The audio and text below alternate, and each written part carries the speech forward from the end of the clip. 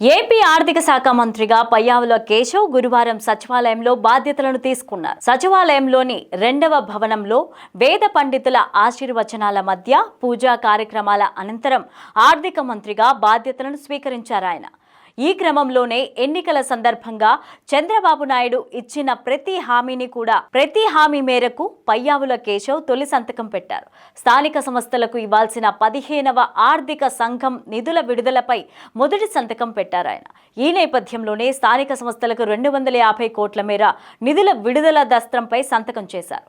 ఈ క్రమంలోనే గతంలో అధికారంలో ఉన్న వైసీపీ ప్రభుత్వం విపరీతంగా పన్నులు పెంచేసిందని, వ్యాపారాలు చేసుకోలేనంత స్థాయిలో పన్నులను పెంచడంతో రాష్ట్ర ఆర్థిక పరిస్థితి తీవ్రంగా కుంటుపడిందని పేర్కొన్నారు ఆయన. ఇక ఈ నేపథ్యంలోనే పన్నులను తక్కువగా ఉన్నాయని, ఆంధ్రప్రదేశ్ వాసులు పొరుగు రాష్ట్రాల్లో వాహనాలను కొనాల్సిన అవసరం వచ్చిందని, పెట్రోల్ డీజిల్ కొంటున్నారని అన్నారు. ఏపీఎస్ఆర్టీసీ కూడా కర్ణాటక నుంచే డీజిల్ కొట్టించే పరిస్థితి నెలకొందని తీవ్ర ఆవేదన వ్యక్తం చేశారు పయ్యావుల కేశవ్.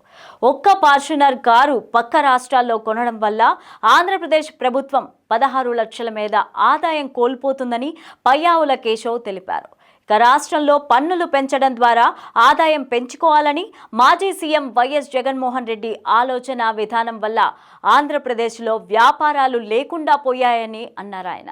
ఆంధ్రప్రదేశ్ ఆర్థిక వ్యవస్థను మాజీ సీఎం జగన్ ధ్వంసం చేశారని, ఏపీ ఎకానమీని కుప్పకూల్చారని మండిపడ్డారు పయ్యావుల కేశవ్. గత ప్రభుత్వ నిర్వాకం వల్ల మరికొన్ని ఏళ్ల పాటు అప్పులు చేయక తప్పదని పయ్యావుల కేశవ్ స్పష్టం చేశారు. ఏపీ అభివృద్ధికి టీం చంద్రబాబు కృషి చేస్తుందని స్పష్టం చేశారు. ఆదాయాలు పెరగాలంటే పన్నులు పెంచడమే మార్గం కాదని, పన్నుల విస్తృతిని పెంచాలని ఈ సందర్భంగా పయ్యావుల కేశవ్ సూచించారు. ఇష్టానుసారంగా పార్టీషన్ రిజిస్ట్రేషన్ ఫీజు పెంచేశారని, దీనివల్ల తెల్ల కాగితాల మీద పంపకాలు చేసుకున్నారని చెప్పారు ఆయన. దీనివల్లే భవిష్యత్తులో తలెత్తే వివాదాలకు జగన్ కారణమవుతారని విమర్శలు గుప్పించారు. ఆర్థిక మంత్రిగా పయ్యావుల కేశవ్ బాధ్యతలు స్వీకరించిన ఈ కార్యక్రమంలో రాష్ట్ర ఆర్థిక శాఖ ముఖ్య కార్యదర్శి పీయూష్ కుమార్, కార్యదర్శులు కూడా పాల్గొన్నారు.